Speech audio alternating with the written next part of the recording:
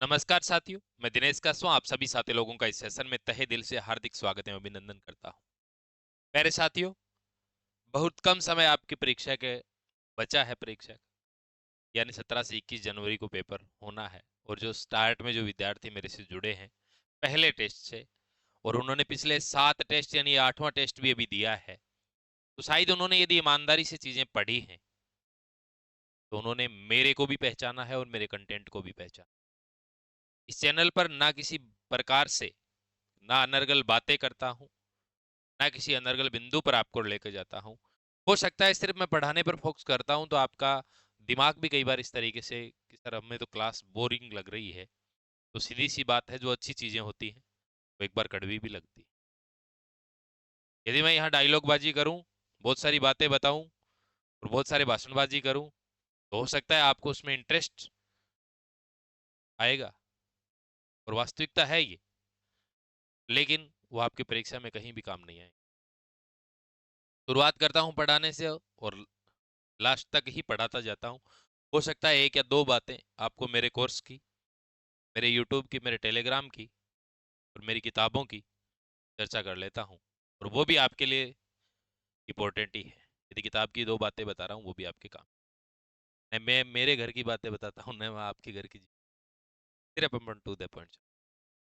इसी क्रम में आपने यदि टेस्ट 1 से लेकर 8 तक के टेस्ट दिए हैं तो शायद आप अपने आप में बहुत इंप्रूवमेंट देख रहे होंगे। टेस्ट नंबर 9 5 जनवरी को होना है। टेस्ट नंबर 10 है, वो 10 जनवरी को होना है। और यहाँ जाने के बाद 10 जनवरी तक अपना ये कंप्लीट हो जाएगा। और एक मैं आपसे वादा किया था कि टीचिंग मेथड की मैराथन क्लास डालूंगा, वो भी डालूंगा। ये सारे क्वेश्चनों की लगभग 6-7 तारीख के 6-7 जनवरी के आसपास आपको देखने को मिल जाएगी। इसके अलावा जो पुस्तक है और उस पुस्तक के जितने भी टॉपिक हैं, जैसे नंबर सिस्टम मैं करवा चुका हूँ, परसेंटेज करवा चुका हूँ, प्रॉफिट लॉस करवा चुका हूँ, रेशियो करवा चुका हूँ, सिंपल इंटरेस्ट के सब के 100 150 क्वेश्चन मैंने अपलोड कर दिए। 10 तारीख से पहले पहले सब कुछ जो करवाना है मेरी तरफ से वो मैं पूरा करवा दूंगा। ठीक है। जब से आप जुड़े हैं और परीक्षा तक हम आपके साथ चले हैं, शायद आप देख पा रहे होंगे इस प्रकार की फालतू की चीजें ना तो करवा रहे हैं ना हम कर रहे हैं। आइए स्टार्ट करते हैं। अब आप देख सकते हैं कि जहां टॉप मोस्ट 350 क्वेश्चन, जहां मैंने नाम मात्र शुल्क 50 रुपए में, सोचो कि आपको 50 रुपए में मैंने टेस्ट सीरीज अवेलेबल करवाई। एप्लीकेशन में आप डीके एजुकेशन में जाते हैं, आप टेस्ट अटेम्प्ट कर पाते हैं। टेस्ट अटेम्प्ट करने के बाद यूट्यूब पे मैं सॉल्यूशन करवाता हूँ।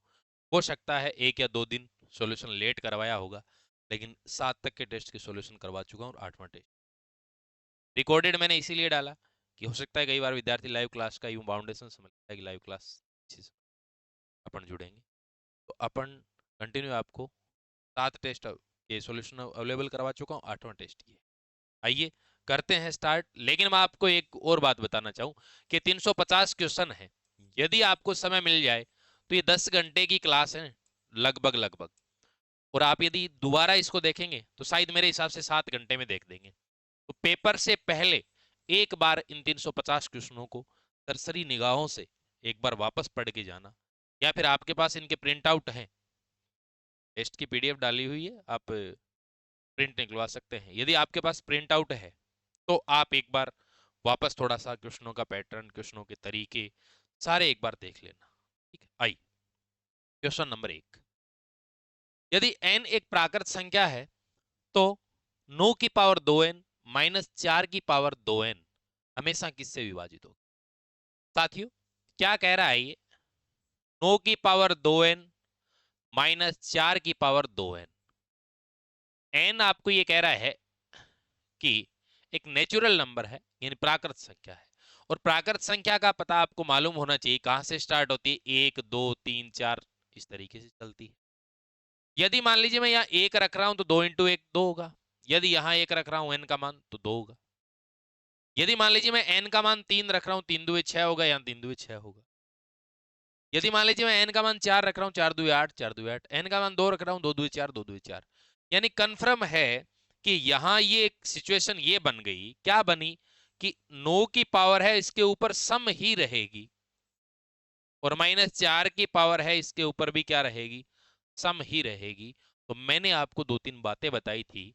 मैंने आपको बताया था a की पावर n माइनस बी की पावर n, a की पावर n प्लस b की पावर n, और ये बताया था कि जहां n, a, b व n क्या है, प्राकृत संख्याएं हैं, या फिर मैंने ऐसे बताया होगा कि a b प्राकृत संख्याएं हैं, n है वो सम है। एक बार यहाँ एन सम बताया होगा, कभी भी सम बताया होगा, इस तरीके से आपको सारे टाइप मैंने बताए थे। तो यहाँ क्या बन रहा है, जैसे मैं कह दूं कि a की पावर सम है, तो सम की जगह मैं a square minus b square मान लेता हूं, तो हमेशा जो इसके गुणनखंड होंगे या फिर ये जिससे विभाजित होगा, तो a square minus b square की कंडीशन बन रही है, या फिर बनेगी a square plus b square की बनेगी, या फिर a cube plus b cube की बनेगी, या फिर a cube minus b cube की, ऐसा मैंने बताया है आपको। तो ये हमेशा a प्लस बी और a माइनस बी से ये हमेशा विभाजित होगा। तो a प्लस बी का मान, यानी a का मान 9 है, b का मान 4 है, तो 9 प्लस 4 13, और 9 माइनस 4 5, 13 व 5 से विभाजित होगा। तो केवल 5 व 13 से, तो एक के अंदर आपका राइट आंसर 3 नंबर रहेगा। जैसे ही साइड में होता हूं, स्क्रीनशॉट लेना हो ले लीजिए। क्वेश्चन नंबर 2, 24 किस संख्या के 3/4 का 2/3 है। फिर संख्या नहीं पूछी, संख्या का 1/4 पूछ लिया। मैं आपको बताना चाहूं कि ये संख्या है, इसको मान लेते हैं, संख्या को नंबर से डिनोट करते हैं, इंग्लिश में मीनिंग नंबर कहते हैं, एन से डिनोट, एन मान लिया। अब देखिए इस संख्या के 3/4 का 2/3 बराबर कितना है, 24। देन ओके, यहां से आप एन का मान निकाल लो पहले। तो आप कहेंगे गुरुजी 3 से काटेंगे, ये 3 कट गया, 2 से काटेंगे 2 कट गया, एन का मान आ गया गुरुजी 24 दुए 48, और 48 का 1/4 पूछ रहा है आपसे। 48 का 1/4 कितना हो जाएगा, 12 हो जाएगा। ये रहा आपका राइट आंसर। दो में आपका राइट आंसर 2 रहेगा। चलो आगे आओ, अगला क्वेश्चन। जब कोई संख्या स्वयं से 47 से ही 1/2% बढ़ाई जाती है तो वह एक 590 हो जाती है। दोस्तों 47 सही 1/2% बढ़ाई जाती है, इसका मतलब बढ़ाई जाती है, तो इसका मतलब 147 सही 1/2% हो गई। 147 सही 1/2% बढ़ाई गई, सॉरी बढ़ाई कितनी गई, 47 सही 1/2%, और हो कि 100% में 47 सही 1/2 बटाएंगे तो 147 सही 1/2 आएगा। यानी वो जो संख्या है n मान लेता हूं, उसका कितना 147 सही, 147 सही 1/2% है, वो कितना है 590 है, ये कह रहा है ये। तो अपन सोल्व करेंगे n इंटू 147 इंटू 2 करेंगे, तो आप डायरेक्ट करने का तरीका ये है कि 100 इंटू 2 किया, 200 आ गया, और 47 का दुगुना करते तो कितना आता है 294, 294 और 195, 295 बटे 2, और परसेंट हटाओगे तो बटे में क्या आ जाएगा 100, और बराबर क्या हो गया 590। देन ओके, यहां से जब आप सोल्व करेंगे तो आप पाएंगे कि 295 का दुगुना कितना होता है 590, और 2 इंटू 100 200, 200 इंटू 2, एन का मान कितना आ जाएगा 400 आ जाएगा। और आपसे क्या कह रहा है, वह संख्या क्या है, तो संख्या हो जाएगी आपकी 400। 3 में आपका राइट आंसर क्या रहेगा, 2 नंबर विकल्प रहे। चलो आगे आओ, अगला क्वेश्चन। एक परीक्षा में 35% अभ्यर्थी गणित में और 25% अंग्रेजी में अनुत्तीर्ण हुए। यदि 10% गणित और अंग्रेजी दोनों विषयों में अनुत्तीर्ण है, तो उत्तीर्ण अभ्यर्थियों का प्रतिशत। एक बात बताई थी मैंने कि यहां देख लें कि यहां भी अनुत्तीर्ण कह रहा है दोनों में, और यहां भी दोनों में, यानी गणित में भी अनुत्तीर्ण की बात कर रहा है, सेम सेम कर रहा है। यदि यहां ऐसे लिख देता कि 90% गणित और अंग्रेजी दोनों विषयों में उत्तीर्ण हुए, तो आप उत्तीर्ण की जगह अनुत्तीर्ण, या तो पास पास रखो या फेल फेल। यहां पर यदि मैं चर्चा कर रहा हूं कि आइए साहब देखते हैं,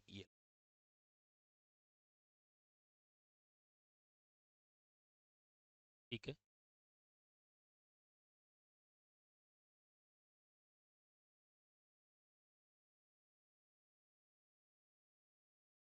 ये लिया। अब देखिए ये कर रहा है किसकी बात, गणित की बात कर रहा है। गणित, गणित में कितने 35%, इसकी बात कर रहा है, फेल की बात कर रहा है ये। और अंग्रेजी में, अंग्रेजी में कितने की कह रहा है भाई? अंग्रेजी में कह रहा है कि 25%। और दोनों में कितने? 10%। तो यदि अपन ये कहते हैं कि 35 और 25 कितना होगा? 60। और 60 में से ये 10 कॉमन आ गए, तो ये एक में से 10, या तो ऐसे ही एक काम करो, 35 में से 10 घटा दो, 25, 25 और 25 50 हो गए। या फिर 25 में से 10 घटा दो, क्योंकि ये कॉमन है, तो 15 35 और 15 50, वैसे ही 50%। 50% फेल हुए। अब आप बताओ पास कितने हुए? पास कितने हुए? 100 में से 50% घटाएंगे तो बोलो क्या आएगा? 50%। तो आपका राइट आंसर ये आ जाएगा। इसमें ऐसे ही पूछ लेता कि दोनों विषयों में उत्तीर्ण अभ्यर्थियों का प्रतिशत आपसे पूछा है, तो आपका डायरेक्ट क्या रहेगा?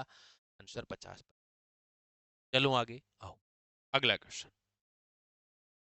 जॉन ने एक पुराना फ्रिज खरीदा और उसे 1500 रुपए में मरम्मत कराकर 8100 रुपए में बेचने पर 10% की हानि।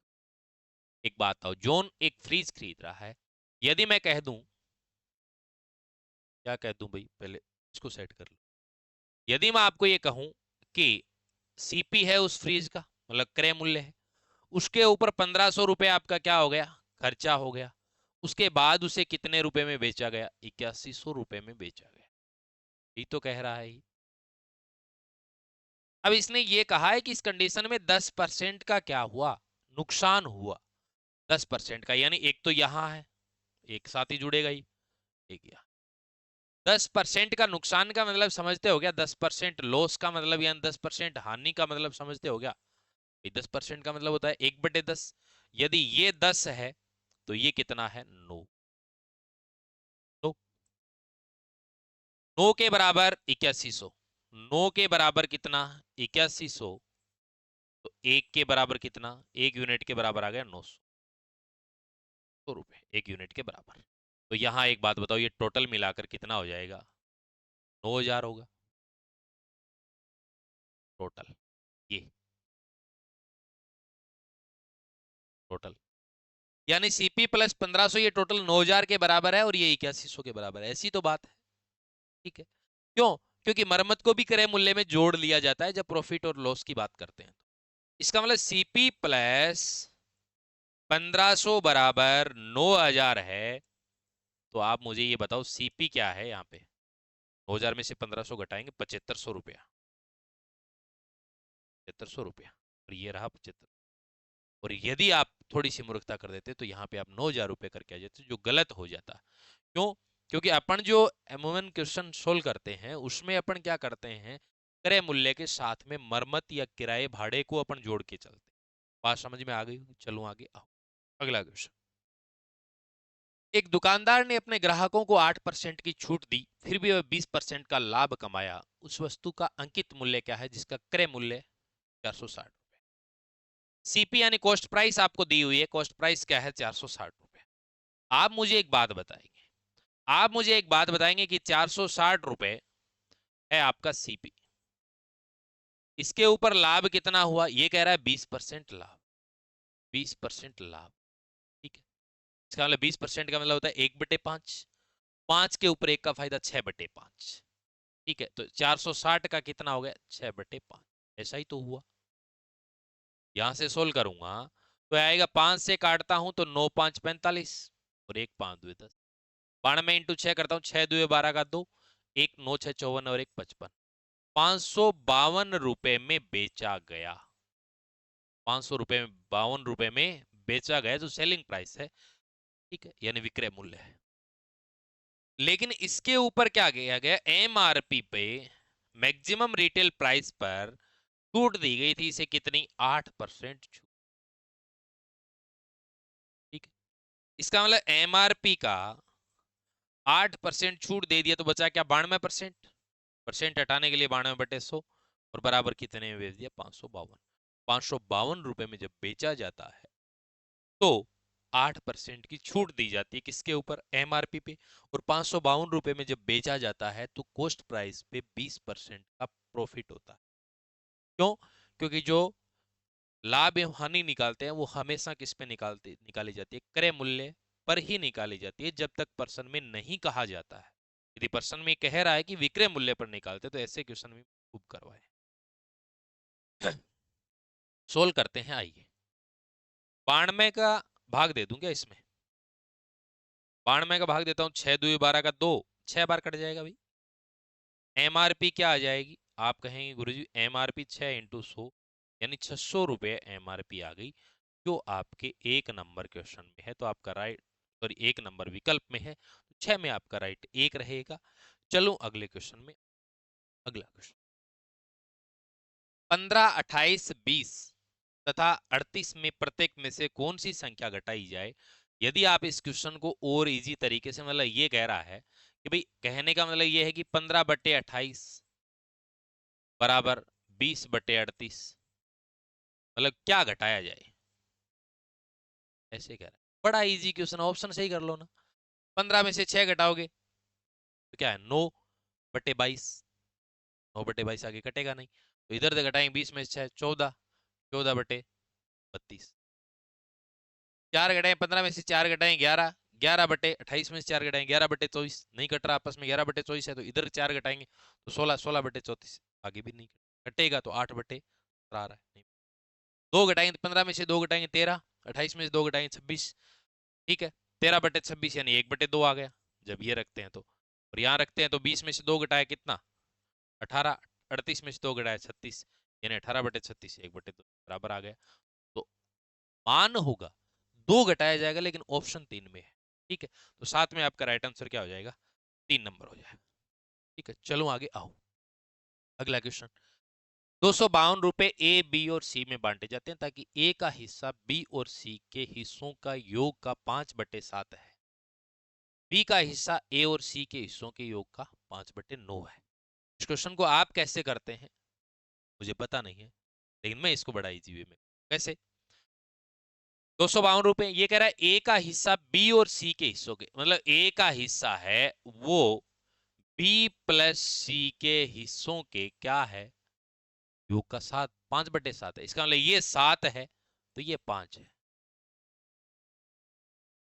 वैसे भी देख लो, बी प्लस सी का 7 मान रहे हो, 7 का 5/7 कितना होना है, 5, 5। ये बताया है कि आप यदि कई बार चीजें गड़बड़ कर जाते हो तो ऐसे कर लिया, ठीक। अब देखिए अगला, अगला कह रहा है कि बी का हिस्सा ए प्लस सी यानी ए व सी के हिस्सों के योग का 5/9 है। इसका मतलब ये 9 है, ये 5 है। अब आपको गुरु जी ये ए 5 है, बी प्लस सी 7 है, ये 5 है, ये 9 है, ऐसे कर लिया आप। लेकिन एक बात बताओ, दो कंडीशन दी हुई है, लेकिन यहाँ 9 और 5 14, ए बी सी को मिलाकर 14 मिल रहा है ना, 14 रुपए मिल रहा है। यहाँ ए बी और सी को मिलाकर 5 और 7 12, मामला तो यही गड़बड़ हो गया। दोनों जगह बराबर ही होना चाहिए मान, तो यदि अपन 252 रुपए बाद में लेंगे, लेकिन अपने हिसाब से यहां जितना मान हो रहा है उतना यहां होना चाहिए कुल मिलाकर, तब तो बात पड़ेगी।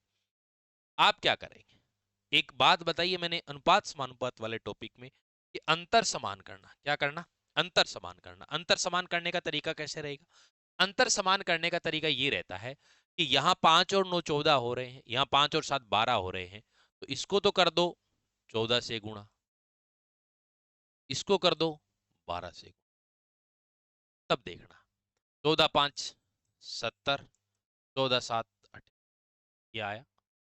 यहां करूंगा 12 5 60, 12 9 100। यदि इसको इक्वेशन से करेंगे ना, बड़ी मुसीबत हो जाएगी, लंबा चौड़ा मेथड हो जाएगा। अब आप मुझे देखो, ये बताओ कि a प्लस बी प्लस सी दोनों का योग करते हैं 60 और 108 कितने होते हैं, 168, और यहाँ 98 और 70 कितने होते हैं, 168। इसका मतलब तीनों का योग बराबर आ रहा है। अब सुनिएगा, अब आते हैं मेन मुद्दे। यदि मैं कह दूं कि ये a का मान है 70, तो एक बात बताओ, ये a प्लस सी का 108 है, इसमें a का क्या होगा, a का तो 70 अपन ने फिक्स कर दिया, c का क्या होगा 70 यानी 38 होगा। भाई ऐसा होना चाहिए, यदि अपन a को 70 मानते हैं तो यहाँ a प्लस सी 108 है तो ये 38 होना चाहिए। यदि आप यहाँ b को 60 मानते हैं तो यहाँ b को 60 मानते हैं तो c का कितना आएगा, 98 में से 60 घटाते हैं 38, क्या 38 है, बैठ गया। इसका मतलब a का तो आया 70, b का आया 60 और c का आया 38, यहां भी देख लो b 60 a 70, बैठ गया। अब आप मुझे जरा ये बताओ कि यहां पर आप कहते हैं कि तीनों को 252 रुपए मिले, तो आप कहेंगे गुरुजी 70, 60 और 38। 70 और 98 एक ही बात, वही तो है। मतलब 168 टोटल हो रहा है मिला के, 60 70 130, 130 और 38 168 यूनिट का मान कितना है? 252।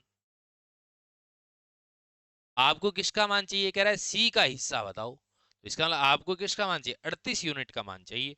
तो 38 यूनिट का मान आपको जब निकालना है, तो एक यूनिट का मान कितना हुआ? 252 बटे 168 और 38 यूनिट का मान निकालना है। तो अब सिर्फ सोल्व कर दो, सिर्फ सोल्व करना है। मोस्ट इंपॉर्टेंट क्वेश्चन है और मोस्ट इंपॉर्टेंट तरीके से ही आपको करवाया गया है। मैं तो ऐसे ही करवाता हूं भाई, ठीक है ना, ज्यादा माथापड़ी नहीं करनी पड़े अपने वाले तरीके। तो यहां से सोल्व करेंगे तो 21 से कट जाएगा क्या? देखो 21 से कट रहा है ना, 21 एकम 21, 4 बचे 42, 21 दुए 42, 21 से काटा 8 बार कट गया। गुरुजी ये और भी कटेगा, किससे कटेगा? 4 से कट जाएगा क्या? 4 दुए 8, 4 तिये 12, 2 से काटा 19 दुए 38, 19 इंटू 3 57 रुपया। सी को 252 में से 57 रुपया मिलेगा। देखो मजा आएगा क्वेश्चन करने में, यूं नहीं है कि सर चल रहे हैं यार, नहीं, मजा आना चाहिए। चलो आगे आओ। 5 केले 4 सेबों, सेब ही होते हैं ना वीरे, 5 केले तो बनाना बी प्लस 4 सेब यानी एप्पल का मूल्य है 3 केले 7 सेबों के बराबर है। एक केले और एक सेब का मूल्यों का अनुपात, यानी केले को मैं बी लिख दूं, एप्पल सेब, ठीक है, सेब नहीं सेब।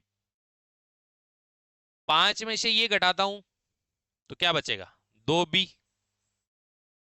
ये इधर घटा देता हूं, 7 में से 4 ए जाएगा, क्या आएगा? 3 ए।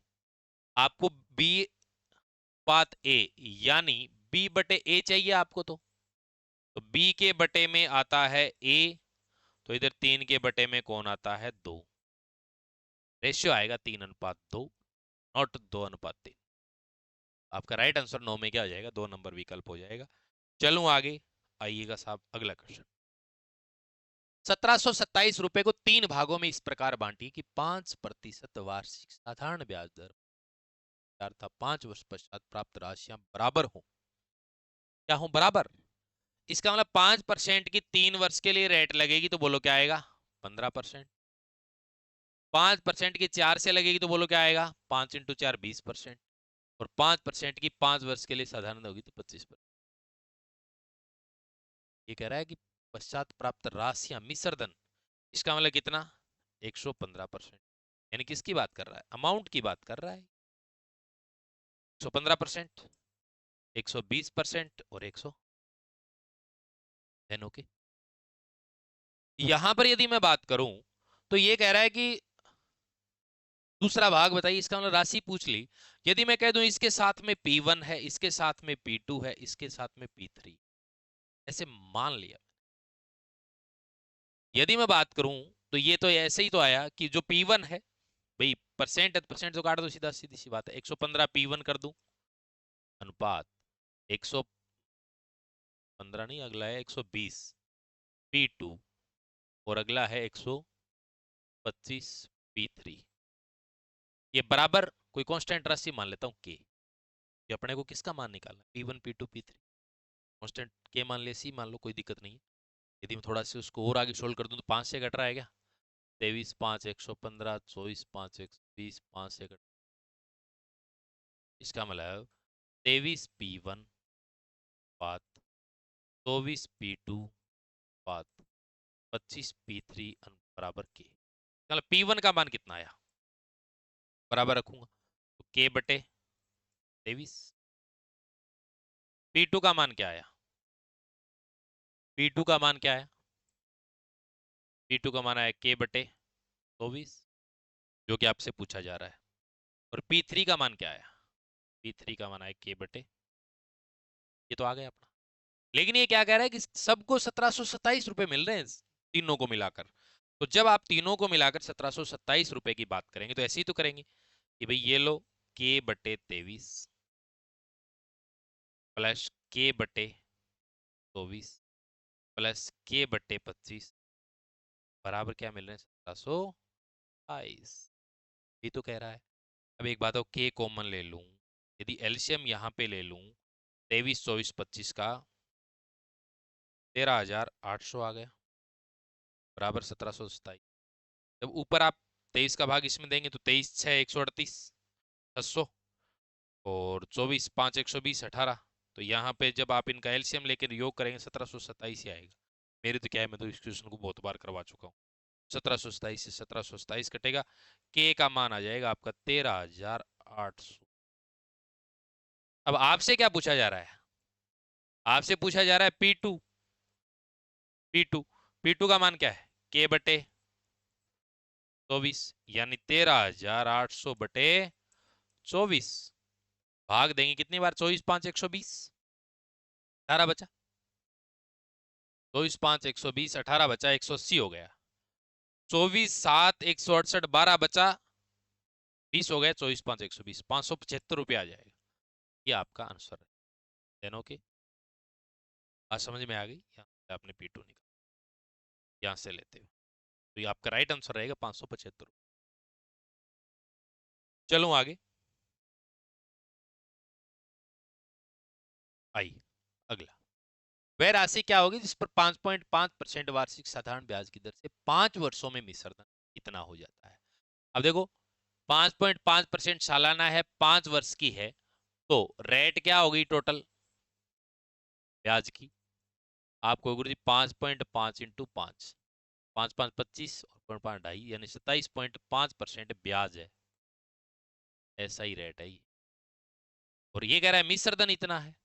तो आप क्या करोगे? देखो मिश्र धन, तो मिश्र धन है, आपको ये कहा है कि मिश्र धन कितना है? मिश्र धन है आपका 7280 रुपया। तो आप मुझे एक बात बताओ, रेट तो है ये ब्याज की, मूलधन कितना होता है? मूलधन होता है अपना 100%, और मिश्र धन कितना हो जाएगा? अब मूलधन क्या है? मूलधन 100%, ब्याज 27.5, तो मिश्र धन कितना होगा? 127.5%। ठीक है, तो एक बात हो 127.5% बराबर कितना? 7280। और आपको किसका 100% का मान चाहिए, तो 1% का मान निकालने की तो 7280 के अंदर किसका भाग दे दिया? 127.5। और आपको मूलधन का मान चाहिए 100%, तो इंटू दशमलव हटाओ एक जीरो। ठीक है, जब आप इसे सोल्व करेंगे तो आपका आंसर भी जाना है 5709.3 आना है। सिर्फ सोल्व करना है। 5 का भाग दे लो, 25 का भाग दे लो, 25 का भाग देंगे 25 5 125, 2 बचा, 51 बार चला गया। 51 बार 5 से ऊपर भाग देंगे, सॉरी 25 से 440 हो गए। इस तरीके से काट लो पूरा का पूरा। 17 का भाग देना, 17 4 68 आएगा। ठीक है, 17 3 51, 17 का भाग दिया 17 4 68, 4 बचा 48, 17 दुए 34। ठीक है, 14 बचा 140। इस तरीके से पूरा का पूरा भाग लेना, दशमलव में आएगी 5709.80। ठीक, अप्रोक्सीमेट हो गया। 12 नंबर आ जाओ। किसी धन के 2 वर्ष के चक्रवृद्धि ब्याज और सरल ब्याज में अंतर 75 रुपए है। यहां से 2 वर्ष का है ना कोई आपसे क्वेश्चन पूछेगा, कंफर्म पूछेगा, इंपॉर्टेंट है। ठीक है, 2 वर्ष का पूछेगा या 3 वर्ष का पूछेगा, 10% दे देगा, 5% दे देगा, 20% दे देगा। आपको मालूम होना चाहिए कि 5% की जो एसआई रेट है वो पहली साल 5 और दूसरी साल 5, 5 प्लस 5 बोलो कितनी होगी? सीआई रेट मैं तो डायरेक्ट कर जाता हूं, लेकिन आपको भी तो बताना चाहिए। ये होता है ऐसे निकालते हैं आर आर स्क्वायर, और 2 और 1 ऐसे निकालते हो, 2 और 1 से गुणा। आर तो कितना है 5, आर स्क्वायर 25। इसको जब गुणा करते हो तो आप करते हो 2 इंटू, मतलब ये कितना है 25, 5 2 10, 2 को छोड़कर करते हैं तो 25 के बाद नहीं आएगा 0.25%। ये क्या है? सी आई रेट। अंतर कह रहा है, तो आप मुझे एक बात बताओ, 10.25% सी आई है, ऐसा ही है 10%, और इसका अंतर है 75 रुपया। 0.25% अंतर आया, वो जो है 75 के बराबर। आपको क्या चाहिए? धन पूछा है 100%, 100% का मान जब आपको निकालना है तो 1% का मान निकालने के लिए 75 के बट्टे में 0.25, 100% का निकालने के लिए 100 से गुणा कर दिया, दशमलव हटाया, 0 लगा दिया। अब चलो काटते हैं, 25 से काटेंगे, 25 3 75, 3 इंटू 10 30,000, 10,000 को 3 से गुणा करेंगे 30,000। आपका राइट आंसर आ गया 12 में 2। चलो आगे स्क्रीनशॉट ले सकते हैं, टेलीग्राम के अंदर पीडीएफ भी डालूंगा, ये रहा टेलीग्राम, यही एप्लीकेशन। आगे आओ। एक राशि की एक राशि है, वो चक्रवृद्धि ब्याज की दर से 5 वर्ष में दुगुनी हो जाती है। मतलब एक है, उससे कितनी, 2 गुनी। और कितने वर्ष में, 5 वर्ष। ये कह रहा है कितनी, 8 गुनी। तो वापस देखो इसका 2 गुणा, तो यहाँ 4, यहाँ भी 5 वर्ष लगे। वापस इसको करो 2 गुणी, 4 दुए 8, यहाँ भी 5 वर्ष लगी। आप मुझे ये बता दो, 5 + 5 कितने हो गए, 15 वर्ष। Right answer. चलो आगे आओ, अगला क्वेश्चन। 2.08, लेकिन ये 0.8 के ऊपर इस तरीके से बार लगा हुआ है, का हल आपसे पूछा जा रहा है। 0.8 लिखा है, इसके ऊपर बार। इसका मतलब क्या हुआ, इसका मतलब ये हुआ कि 2, 8 के ऊपर 12 ब्रैकेट में, तो 8 बटे, ठीक है, 12 हटाया, बटे में 9 आ गया। 8 दुए 16 बटे 9, 8 दुए 16 बटे 9 आ गया। अब आपको सिर्फ भाग देना है, भाग देते हैं, चलो आओ भाग देते हैं। 9 1 9, बचा कितना, 7, 0.70 कर दिया। 9 7 63, फिर 7 बचा, फिर 9 7 63, फिर 7 बचा, 9 7 63, ऐसे ही चलता रहेगा। इसको आप किस तरीके से लिखे, 1.7 7 पर बार, जो कि आपका चरण। चलो आगे आओ, अगला क्वेश्चन। निम्न में से कौन सा कथन सत्य नहीं है, यानी इसका मतलब 3 बातें सत्य हैं, एक बात असत्य है। ऐसे क्वेश्चन अक्सर पेपर में पूछे जाते हैं, लेकिन आप इनको कैसे करें, अप्लाई करके किया करो। 25 एक पूर्ण वर्ग संख्या है, बिल्कुल है साहब, एक पूर्ण वर्ग संख्या है ये तो, √5 आ जाएगा, तो सॉरी 125 करेंगे 5 आ जाएगा। 38 एक पूर्ण वर्ग संख्या नहीं है, बिल्कुल ये बात सही कह रहा है, नहीं है साहब। किसी विषम संख्या के वर्ग को, क्या कह रहा है, किसी विषम संख्या के वर्ग को 2 क्रमागत धनात्मक पूर्णांकों के रूप में सदैव व्यक्त कर सकते हैं। तो ऐसी जब बात कर रखी है तो अप्लाई करके देख लो ना, विषम संख्या छोटी ले लो, 3 का स्क्वायर क्या आया, 9, और 9 को क्या लिख सकते हो, कह रहा है कि 2 क्रमागत धनात्मक पूर्णांकों, यानी 4 + 5। फिर मन किया गुरु जी एक और ले लेते हैं, 5 का स्क्वायर ले लेते हैं। 5 का स्क्वायर क्या आया, 25। 25 को गुरु जी क्या लिख सकते हैं, 25 को क्या लिख सकते हैं, 25 को लिख सकते हैं 12 13। ये बात भी सही है। ये कह रहा है किसी सम संख्या के वर्ग को, किसी सम संख्या के वर्ग को, तो आप मुझे ये बताओ, सम संख्या का वर्ग 2 ले लूं, 2 का स्क्वायर क्या आता है, 4 आता है। इसका मतलब गलत तो यही है बात, तो 3 सही होगी, ये गलत हो गई, देखने की आवश्यकता नहीं है, लेकिन फिर भी चलो मैं बताता हूं। वर्ग को तो क्रमागत धनात्मक पूर्णांकों के रूप में योग मतलब व्यक्त कर सकते हैं। आप मुझे बता दो कि 4 को ऐसी कोई 2 संख्याएं क्या कंटूर, 1 + 2 3 होते हैं, 2 + 3 5 होते हैं, बार नहीं पड़ी। यदि ये ऐसे कह सकता था कि किसी सम संख्या के वर्ग को 2 क्रमागत धनात्मक पूर्णांकों की यदि बात कर रहा है, तो कहीं ना कहीं ये ऐसे कह सकता था कि 2 विषम क्रमागत धनात्मक पूर्णांकों के रूप में व्यक्त, धनात्मक पूर्णांकों के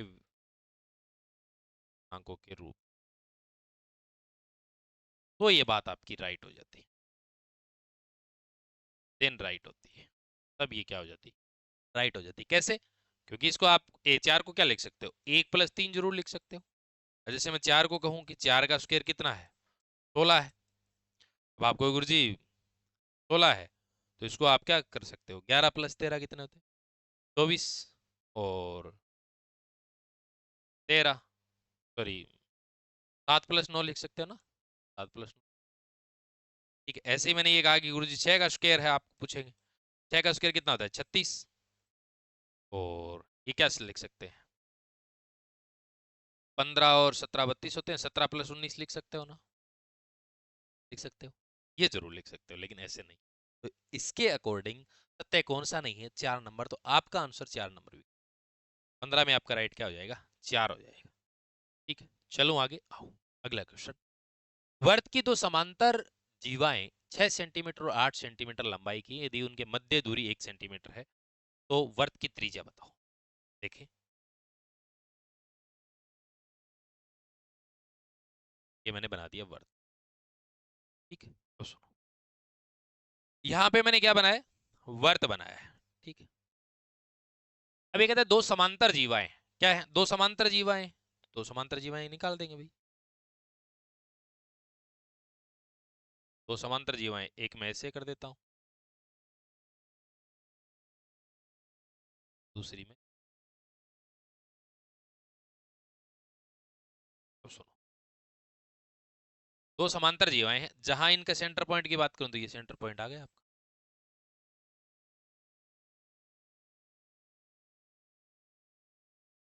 अब ये क्या कह रहा है कि अब एक बात हो, छोटे वाली जो नीचे वाली है, जैसे मैं कह दूं इसको ए नाम दे दूं,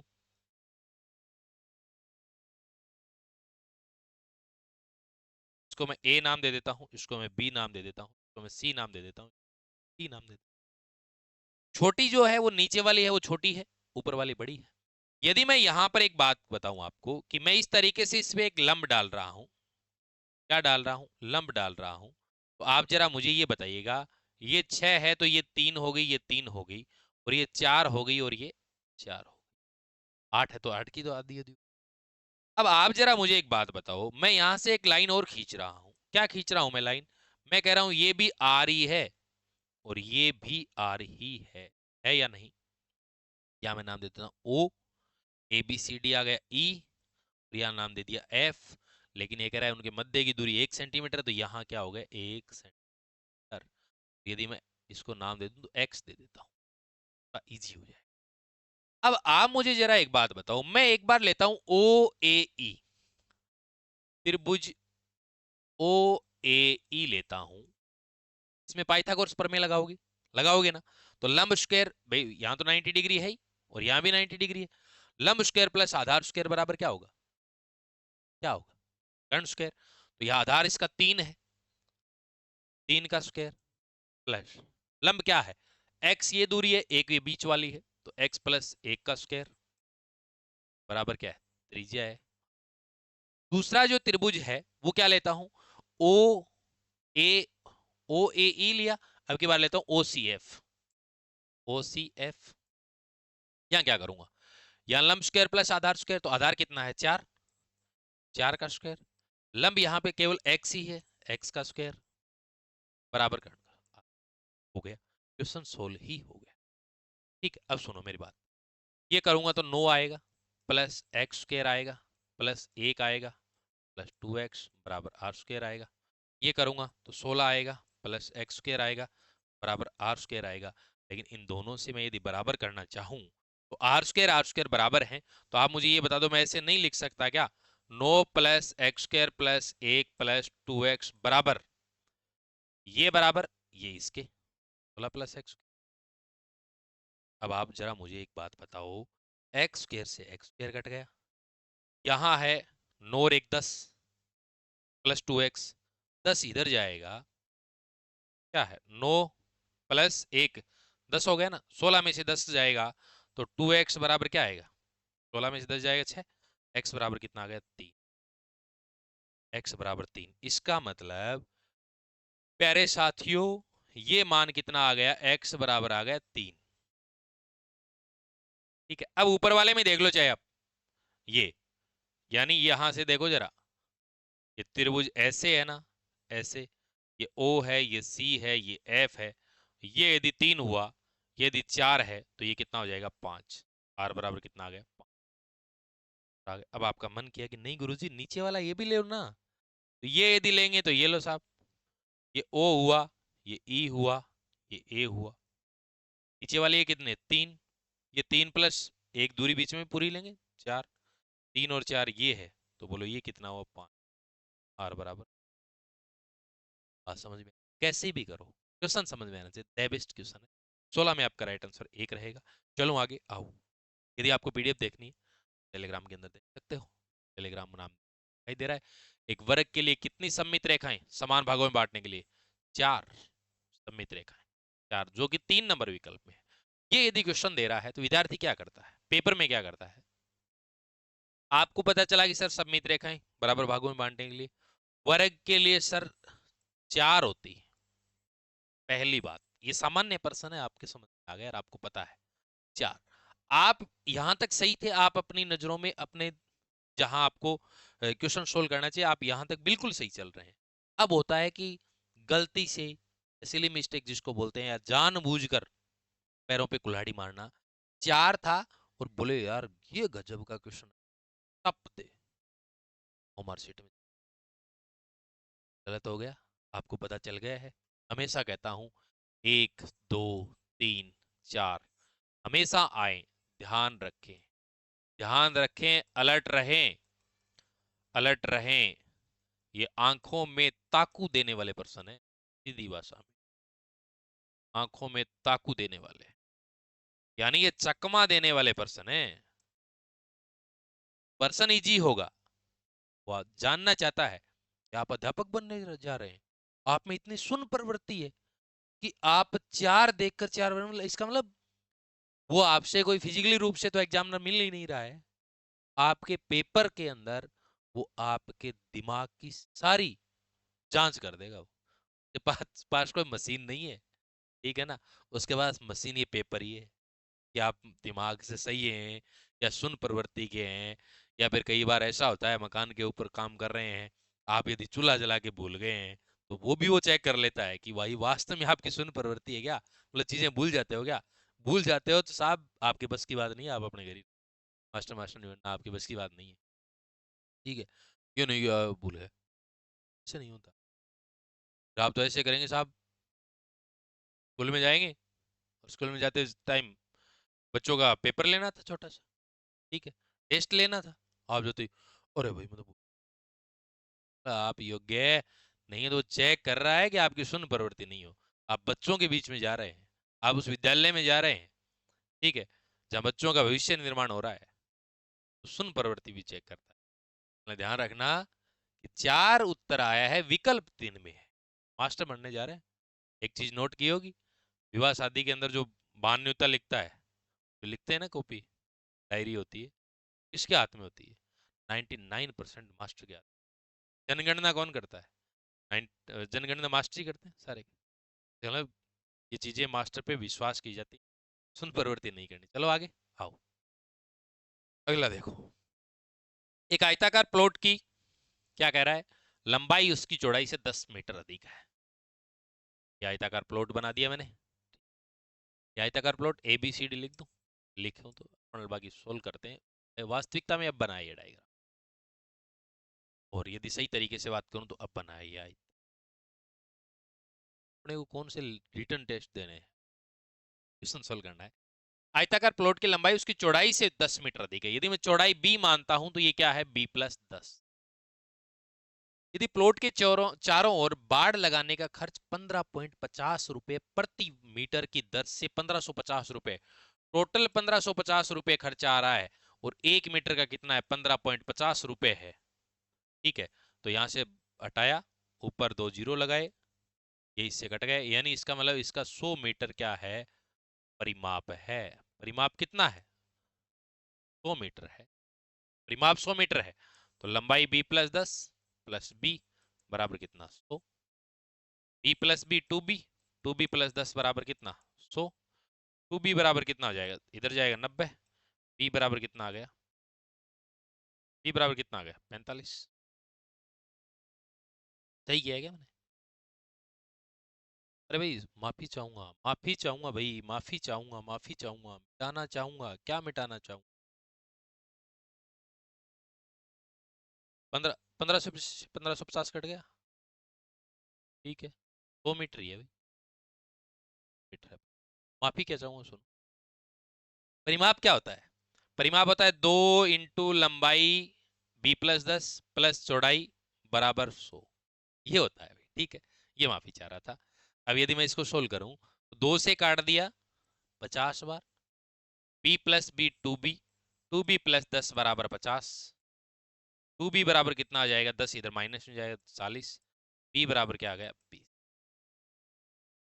बराबर 20 मीटर आ गए। इसका मतलब ये 20 है और ये क्या है, प्लॉट की लंबाई पूछिए, लंबाई 30 मीटर, 18 में 2 हो जाएगा। चलो अगले क्वेश्चन में आइए। अगला क्वेश्चन, एक वर्त की परिधि 50% कम कर दी जाए, परिधि बोलूं या त्रिज्या, या त्रिज्या एक ही बात है यहाँ, यहाँ कोई बड़ी बात नहीं है। 50% कम, 50% का मतलब 1/2, यानी त्रिज्या यदि 2 थी तो बाद में कितनी करी जा रही, 1। यही तो कह रहा है कि त्रिज्या आपकी पहले 2 थी तो 2 के ऊपर 1 कम करके 2 से कर दिया 1, कर दिया। ये कह रहा है क्षेत्रफल, तो त्रिज्या 2 बार आती है भाई, वर्त के क्षेत्र में पाई आर स्क्वायर होता है, 2 बार कर लो, तो ऐसा ही और कर दो 2 से। यहाँ कितना है 4, यहाँ कितना 1। एरिया पहले कितना था, 4 था, 4 से कितना कर दिया 1, कितना कम हुआ 4 के ऊपर 3 कम हुआ, इंटू 100, काटेंगे 4, 100 को 4 से काटेंगे 25, 25 इंटू 3 बोलो कितना आ गया 75%। आपका राइट आंसर क्या आ गया, 19 में 4 हो जाएगा। चलो आगे आओ। किसी वर्ग की भुजा को 50% बढ़ा दिया जाए, 50% का मतलब आप जानते हो कि क्या है 1/2, इसका मतलब 2 के ऊपर 1 बढ़ा दिया 3, किसको, भुजा को, किसको, भुजा को बढ़ा दिया। क्षेत्रफल में कितने प्रतिशत की वृद्धि होगी, इसका मतलब क्षेत्रफल होता है वर्ग का, वो भुजा स्क्वायर होता है, तो भुजा एक बार और करो 2 से 3, इसका मतलब भुजा इंटू भुजा 4। पहले एरिया कितना था, अरे एरिया पहले 4 था, फिर 3 इंटू 3 हो गया। आप जरा बताएं कि एरिया 4 पे कितना बढ़ा, 5 इंटू क्या आ गया 100, 4 से इसको काटूंगा 25 बार कटेगा, 25 इंटू 5 बोलो कितना आ गया, तो 25%। आपका आंसर आ जाए। चलो आओ अगला क्वेश्चन, किसी बेलन की त्रिज्या और ऊंचाई दोनों में 20% की वृद्धि, 20% का मतलब क्या हुआ, 20% का मतलब हो गया 1/5, 5 के ऊपर 1 की वृद्धि, तो इसका मतलब 6/5, या फिर मैं ऐसे बोलूं कि 5 से कोई चीज क्या हो रही है 6। अब बेलन के आयतन की बात कर रहे हैं, तो बेलन का आयतन क्या होता है पाई आर स्क्वायर एच, इसका मतलब आर 2 बार आएगा और एच आएगा। आर का क्या हालात है, आर क्या की जाती है 20% वृद्धि, इसका मतलब 5 से है, आर क्या की जाए 5 से। ऊंचाई, ऊंचाई भी यही कर रहा है सेम, 5 से। आप आयतन निकाल रहे हैं, आयतन निकाल रहे हैं तो आप क्या करेंगे, मल्टीप्लाई करें, 5 इंटू 5 इंटू 5 125, 6 इंटू 6 इंटू 6 200। आप मुझे जरा बताओ कि वॉल्यूम के अंदर कितने प्रतिशत वृद्धि होगी, तो एक बात बताइए 125, 125 के ऊपर ये कितना बैठ रहा है 75, 75 और 10 85, 85 और 6 91 इंटू आयतन में। अब देखो एक चीज और लिखा हुआ, सिर्फ आयतन में प्रतिशत वृद्धि, आंसर आ गया ये। पहले तो इसको सोल्व, देखो सोल्व करूंगा, 25 से काटूंगा 25, 5 125, 25 से काटूंगा 4, यहाँ करूंगा तो 4 आ गया, 9 4 36, इसको सोल्व करूंगा 7 5 35 आया, 1 50 14, 5 2 10, यार 72.8% की वृद्धि इसमें, आयतन में। ठीक है, अब यदि आपसे ये पूछ लेता, क्या पूछ लेता कि आयतन कितना हो जाएगा, आयतन कितना हो जाएगा, आयतन कितना हो जाएगा, ठीक है, आयतन कितना हो जाएगा ऑल ओवर कितना हो जाएगा, तो आप क्या करते, 125 के ऊपर कितना हो रहा है 216 हो रहा है, इनटू क्या करेंगे 100, यहां से अपन सोल्व करते हैं, 25 से काटा 25 5 125, 25 से काटा 4, ठीक है भाई 72.8% तो वृद्धि हो रही है, जबकि आयतन तो 172.8% होना चाहिए, यही तो होगा भाई, यहां से करते डायरेक्ट, गुरुजी 72.8% वॉल्यूम बढ़ रहा है, यदि ऑल ओवर पूछ लेते कि आयतन कितना हो जाएगा तो 172.8%, क्योंकि 100% तो मूल था, लेकिन यहां भी करके बताऊं, अब देखो यहां से करूंगा तो 16 4 64 आ गया और 4 2 8, 864/5, अब इसमें भाग देकर दिखाऊंगा 172.8 आएगा। अब देखो 5 1 5, वैसे 17 5 85, 1 बचा 14, 5 2 10, बचा 4 40 8, 172.8, यहां से आपका क्वेश्चन आना ही आना है, चाहे तो ये आ जाए और चाहे ये आ जाए। ध्यान रखना, यदि ऐसे कह देता किसी बेलन की त्रिज्या में 20% की वृद्धि, ऊंचाई में 10% की कमी, तो ये तो 5 से 6 ही होती है, लेकिन ऊंचाई में 10% की कमी कर देता तो 10 से 9, 5 से 6 2 बार आता। क्यों? क्योंकि त्रिज्या की बात कर रहा है और ऊंचाई की बात कर रहा है 10 से 9। ये बात विशेष कर ध्यान। चलो आगे। तो आपका यहाँ पे राइट आंसर क्या हो जाएगा? 21 में 3 हो जाएगा। ठीक, चलो आओ अगला क्वेश्चन। एक शंकु, एक अर्धगोला सेमी स्फेयर और एक बेलन का आधार समान है। इनके आयतनों में अनुपात आपको दे रखा है 3:2:1 है। तो शंकु की ऊंचाई, अर्धगोले की त्रिज्या और बेलन की ऊंचाई बराबर है। अनुपात देखना। तो 22 नंबर का क्वेश्चन करें। आइए, शंकु है और अर्धगोला है और बेलन है। ठीक है, इसका मतलब आधार समान है। तो आयतन की बात कर रहा है, तो एक तो ये बात बताओ मुझे कि इनके आयतनों में अनुपात ये दे रखा है। जरा एक बात बताइए, शंकु का आयतन क्या होता है? आप कहे गुरुजी 1/3 पाई आर, ये होता है। अर्धगोला है, उसका क्या होता है? 2/3 पाई आर क्यूब। और बेलन का क्या होता है? पाई आर स्क्वायर, ये होता है। और इनका जो अनुपात दे रखा है वो क्या दे रखा है? 3:। ये कह रहा है कि शंकु की ऊंचाई, अर्धगोले की त्रिज्या और बेलन की ऊंचाई। अब आप जरा मुझे एक बात बताओ कि ये कह रहा है कि जैसे शंकु ये बना है, शंकु की आर, अर्धगोला ये बना है तो इसकी आर, बेलन ये बना है इसकी आर, आर आर आर तो बराबर है। बात समझ में आ रही है? ठीक है, तो इसका मतलब आर आर स्क्वायर, देखो अब यहां से काटना स्टार्ट करें। आर स्क्वायर, आर ये काटेंगे तो आर ही बचेगा एक स्क्वायर। ये पाई, इसका मतलब क्या आया? 1/3 एच अनुपात 2/3 आर अनुपात H। इनका अनुपात क्या है? 3:2। यही तो है। अब यहां से यदि अपन H अनुपात आर इसका निकालें, H अनुपात आर इसका निकालें, बराबर करके निकालें। ठीक है, तो देखो ये करेंगे इसके बराबर तो ये तो 9 हो जाएगा, और ये करेंगे इसके बराबर 2 से 2 कट जाएगा 3 आ जाएगा, ये इसके बराबर 1 हो जाएगा। ये कैसे भाई? ये इसके बराबर करना, ये इसके बराबर करना, बराबर करना, कैसे? 1/3 एच बराबर 3, तो एच बराबर कितना आ गया? 9। 2/3 आर बराबर 2, 2 से 2 कट गया, आर बराबर 3, 9:3:1 है आपका राइट। 22 में 2, सीधा सीधा प्रश्न। चलो आगे आओ अगला क्वेश्चन। 4 सेंटीमीटर लंबाई के एक ठोस घन को 1 सेंटीमीटर लंबाई के छोटे घनों में प्राप्त करने के लिए इस घन को कितनी बार काटा जाए? एक आपका घन है, यदि आपको घन को घनों के रूप में काट रहे हैं तो आपको 3 दिशाओं से वार करना पड़ेगा। इस क्वेश्चन को घर में यदि आलू है ना, आलू, आलू को पहले घन रूप में काटना और फिर काट के देखना आप। ठीक है, पहली बात, मतलब यदि आप इस तरीके से कोई काट रहे हैं, एक इस तरीके से काटा, फिर एक इस तरीके से काटा, तो एक फिर इस, 3, तब जाके घन बनेंगे। तो 3 से तो गुणा होगा ही होगा, 3 दिशाओं से काटेंगे। अब कह रहा है 4 सेंटीमीटर है, जैसे ये 4 सेंटीमीटर है, कोई इसको 1-1 सेंटीमीटर में काट रहे हैं। ठीक है, जैसे 4 सेंटीमीटर। अब आप जरा एक बात बताना, यदि इस पेन के आप 2 टुकड़े कर रहे हैं तो एक बार मारोगे इसके ऊपर, यदि आप इस पेन के टुकड़े 3 टुकड़े कर रहे हो 2 बार मारोगे। ठीक है, ऐसे ये 4 सेंटीमीटर है, इसको 1-1 सेंटीमीटर यानी 4 टुकड़े कर रहे हो, देखो 1 2 3, 3 बार मारा ना आपने, देखो 1 1 2 3 4 टुकड़े हो गए, 3 बार, 3 × 3 यानी 9 बार हो जाएगा ये। चलो आगे आओ। वैसे ये इस तरीके से काटने वाला जो क्वेश्चन होता है वो अपन रीजनिंग के अंदर घन घनाभ वाले में, दो श्रेणियों की संगत की तुलना करने के लिए सबसे उपयुक्त विचलन गुणांक होता है, सबसे उपयुक्त। आओ अगला। नीचे दी हुई बारंबारता सारणी के लिए 60 किलोग्राम से कम वजन के व्यक्तियों की संख्या आपसे पूछी जाए। 60, तो 60 से कम यही होगा। 10 7 17 5 22 4 26, 5 4 9 10। अगला क्वेश्चन। 100 विद्यार्थियों के अंकों की बंटन नीचे तालिका में दर्शाया गया बंटन का बहुलक ज्ञात कीजिए। आपको मालूम होना चाहिए कि मोड बराबर क्या होता है?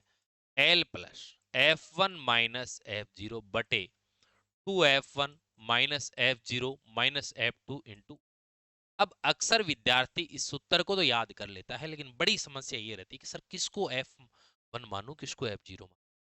पहले आता है वो 0, बाद में आता है वो 2, बीच में आता है तो ऐसे ही लिखते हैं 0 1, बीच वाले को 1 मान लेता, पहले 0 बाद में कहानी खत्म। अब देखो इसमें देखना है बहुलक, तो सबसे ज्यादा क्या है 45 है, इसका मतलब ये F1 है, ये F0 है, ये F2 है, कहानी खत्म हो गई F1 और अंतर कितना आ रहा है 5 5 का आ रहा है, H बराबर हो गया 5, लोअर लिमिट हो गई 60, ठीक है। L चाहिए F1 कहानी खत्म, कर दो बोलो, डाल देंगे साहब।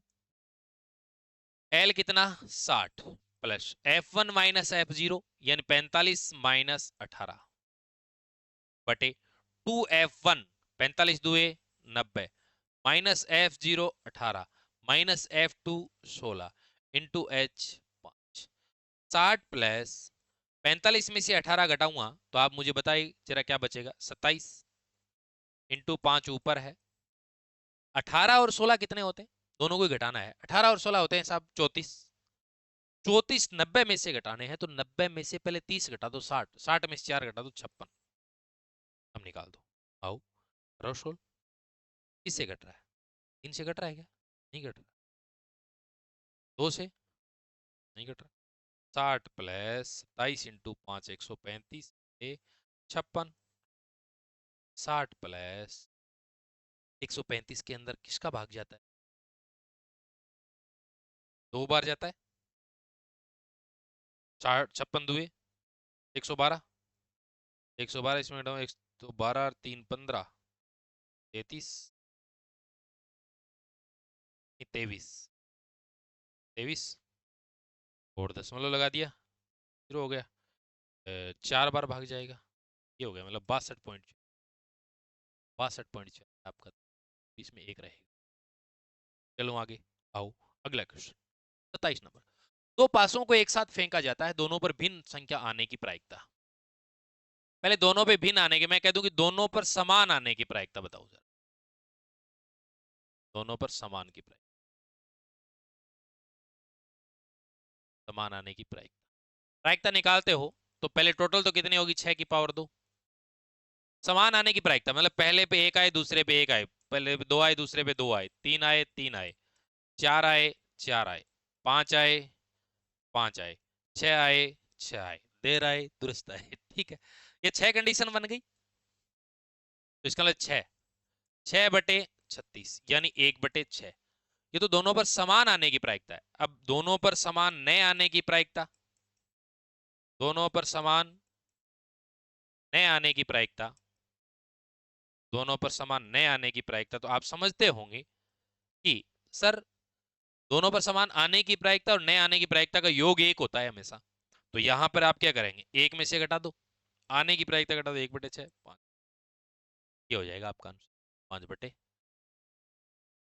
में से 1 घटा दो 5/6, डायरेक्ट कर, ये बात अब पेपर के अंदर तो आपका डायरेक्ट दिमाग यही चलना चाहिए, ठीक है, आपका राइट आंसर भाई 1/6 दिमाग चला, गुरुजी नहीं आने की प्रायिकता 6 में से, अब यदि आप वैसे करते तो वैसे सीधी सी बात आपके साथ बहुत सारी कंडीशन आती, तो पहले पे 1 दूसरे पे 2, पहले पे 1 दूसरे पे 3, तीसरे पहले पे 1 दूसरे पर 4, पहले पे 1 दूसरे पे 5, पहले पे 1 दूसरे पे, ऐसी कितनी कंडीशन, 27 में आपका 4 हो गया। चलो आगे आओ अगला क्वेश्चन 28 नंबर का क्वेश्चन क्या कहता है, 27 की पावर 2x माइनस 1 और 243 की पावर 3, अब आप जरा मुझे ये बताओ 27 को आप लिख सकते हो 3 की पावर 3 और ऊपर बाहर है 2x, 243 को, अब 243 का मतलब यही तो हुआ कि 203 का भाग देते हैं, 8 3 24 1 आया, फिर 3 का भाग देते हैं 27 आया, फिर 3 का भाग देते हैं 3 आया, फिर 3 का भाग सॉरी 9 आया, फिर 3 आया, फिर 3 आया, फिर 1, ऐसे 1 2 3 4 5, 3 की पावर कितना होता है 5 होता है और बाहर है 3, ऐसे ही तो है भाई, यही तो है। अब एक बात हो, 3 की पावर लिखोगे तो ये अंदर करेंगे 3 3 2 6x, 6x, ध्यान रखना ये विद्यार्थी भूल जाता है, -1 नहीं 3, जल्दबाजी में भूल जाता है, बराबर 3 की पावर 15, आधार समान है भाई, 3 यहाँ है 3 यहाँ है तो घाते बराबर कर दो, 6x - 3 बराबर 15, 6x माइनस 3 है, इधर जाएगा 15 3 18 हो जाएगा। x बराबर कितना आ जाएगा 3। x बराबर 3 फिर गलती करोगे, ऑप्शन 1 में है, ध्यान रखना।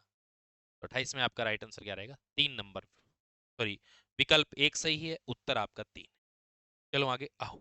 अगला द्विघात समीकरण जिसका एक मूल अंडर रूट 5 माइनस 2 होगा। रूट 5 माइनस 2 है, तो समीकरण याद कीजिए, द्विघात मानक समीकरण। इसको आप हमेशा लिखो तो अंडर रूट वाले को बाद में रखा करो, -2 प्लस रूट 5, एक मूल ये है। दूसरा क्या होगा -2 माइनस रूट 5, ये दूसरा में यही है। अब पहले तो आपको पता होना चाहिए कि मानक समीकरण कैसे ज्ञात करते हो। मानक करने का ऐसा ही है कि एक्स स्क्वायर माइनस मूलों का योग, मूलों का योग बाहर करते हैं x प्लस गुणन बराबर 0, ये किया जाता है। अब आप कहेंगे कि गुरुजी योग करते हैं मूलों का, योग करेंगे तो बताओ जरा, -2 प्लस रूट 5 प्लस, और ये माइनस है तो माइनस ही होगा, -2 प्लस माइनस माइनस हो जाएगा रूट 5 बराबर क्या होगा। आप कहेंगे गुरुजी ये कट गया, ये कट गया, माइनस का 2 और माइनस का माइनस। आप कहोगे गुरुजी गुणन करके बता दो, बिल्कुल बता देंगे भाई। गुणन करेंगे तो -2 प्लस का रूट 5 -2 माइनस का रूट, ये क्या बन रहा है a plus b, a minus b, क्या होता है a square minus b square होता है। a स्क्वायर -2 का स्क्वायर करेंगे 4, माइनस बी स्क्वायर रूट 5 का स्क्वायर करेंगे 5 आएगा, बराबर क्या आ गया -1। अब जरा यहाँ पे आओ, एक्स स्क्वायर माइनस मूलों का योग कितना है -1 प्लस गुणन कितना है -4, बाहर एक्स तो रखना ही है, बराबर 0। X square minus minus plus हो जाएगा, एक को क्या ही लिखना, एक्स प्लस माइनस माइनस हो जाएगा, माइनस बराबर, यहाँ जरा देखो एक्स स्क्वायर प्लस एक्स -4 बराबर 0 द्वारा एक्स स्क्वायर प्लस एक्स -4 फिर प्लस 4x, अरे अरे माफी चाहूँ रे भाई, उल्टा कर दिया क्या मैंने, सुन,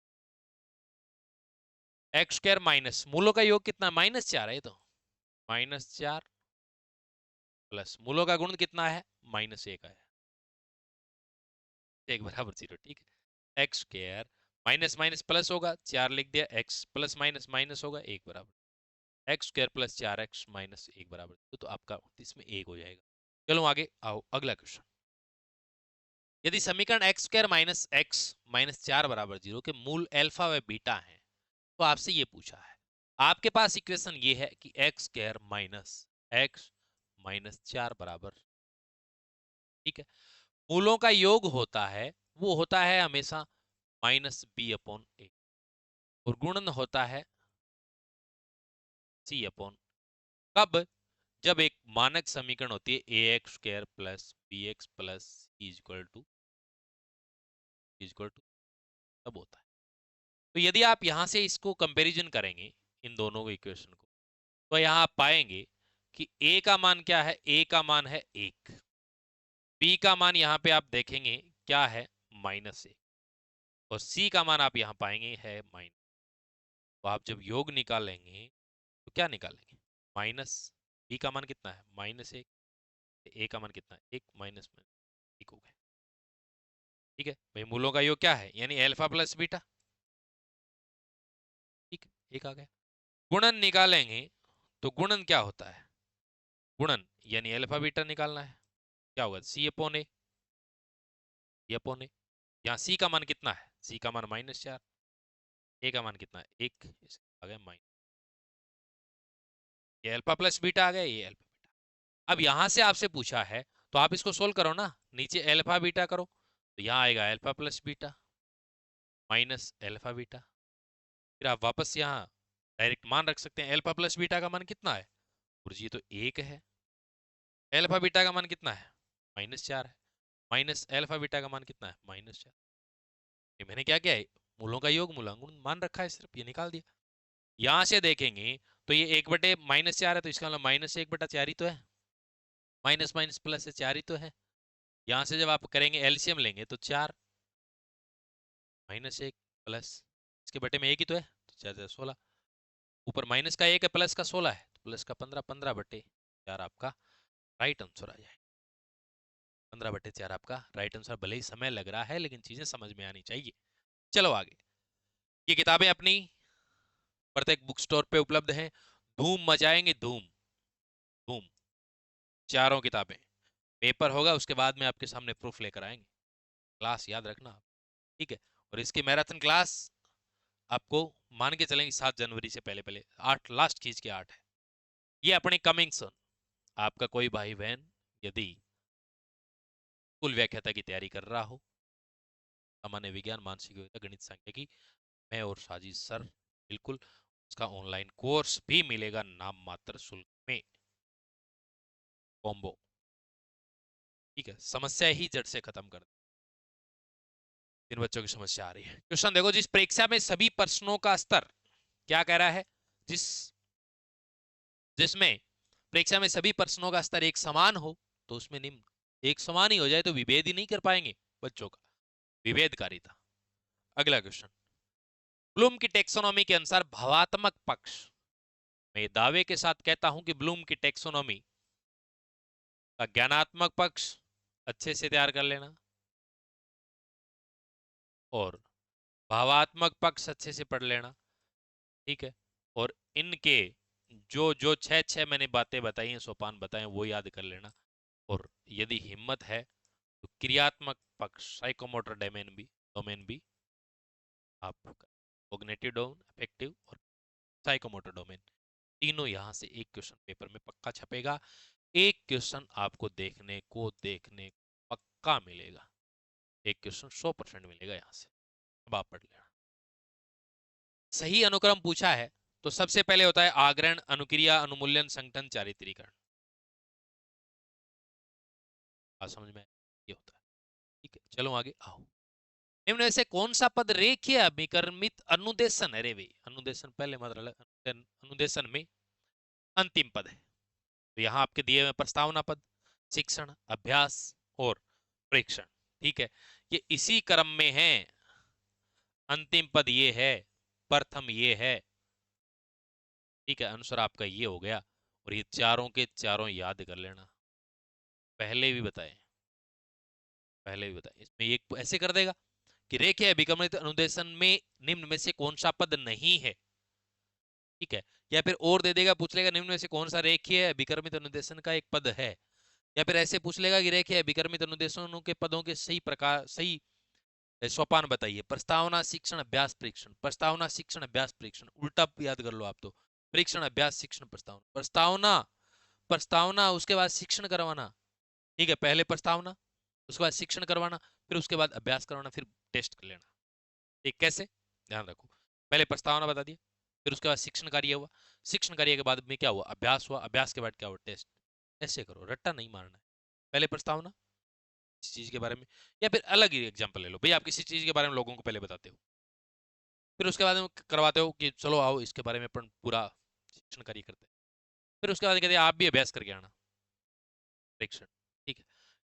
और अच्छा एग्जाम्पल बताओ, आप गाड़ी चलाना हो, जैसे मैं आपको गाड़ी चलाना सिखा रहा हूँ, पहले आपको बताऊंगा कि ये गाड़ी है, तरीके से, ठीक है, ऐसे चल, मैं आपको कहूँ, मैं आपको सिखाता हूँ, आप बैठ गए, मैं बता रहा हूँ ऐसे ग्लिच, ऐसे एक ऐसे, ठीक है, ऐसे नहीं है, चल रहे हैं, राइट इंडिकेटर बता दिया। फिर मैं कहूँगा कि आप अभ्यास करो, आपने खूब अभ्यास किया, ये गाड़ी आगे पीछे फिर मैंने आपका टेस्ट लिया।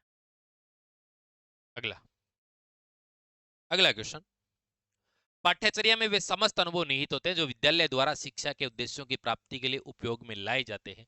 ये कथन किसका है, मुनरो का है साहब, तो परसेंट याद कर लेना।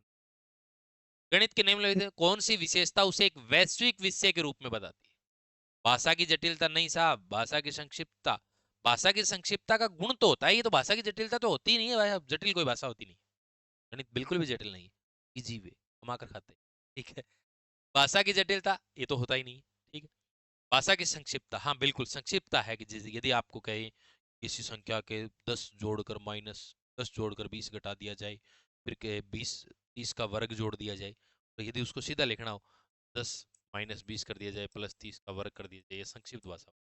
भाषा की एक रूपता सेम है, कोई भिन्नता नहीं है, कोई भिन्नता नहीं है, ठीक है, कहीं भी पढ़ो 5 5 ही है, कोई कहीं भी कोई दिक्कत नहीं।